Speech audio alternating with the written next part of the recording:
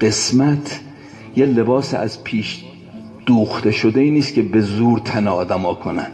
قسمت رو خود ماها رقم میزنیم، تقدیر رو خود ماها رقم میزنیم. درسته که خدا همه کارها تحت تقدیره، هیچ چیزی نیست که از تحت تقدیر و قضا و قدر الهی خارج باشه، هیچ چی نیست. اما اینو عنایت بکنیم، خود ما دخیلیم در این که خدا چجوری رقم بزنه تقدیر ما رو. خود ما دخیلیم. همتون شنیدید امیرالمومنین یه زیر یه دیواری نشسته بود، داشت خراب میشد، بلند شد رفت اون طرف نشست. یکی گفت علی اتفر من قضاء الله، داری از قضا و قدر خدا فرار میکنی؟ از امیر فرمود چه حرف مزخرفیه، من دارم از یه تقدیر فرار میکنم به یه تقدیر دیگه. اینجور نیست که من اگه این زیر بشینم دیوار سرم خراب بشه این تقدیر باشه. اگه تنبلی بکنم اینجا بشینم، بله این تقدیر من خواهد بود. اما اگه بفهمم چی کار باید بکنم پاشا برم اونور بشینم، تقدیر من که سالم بمونم.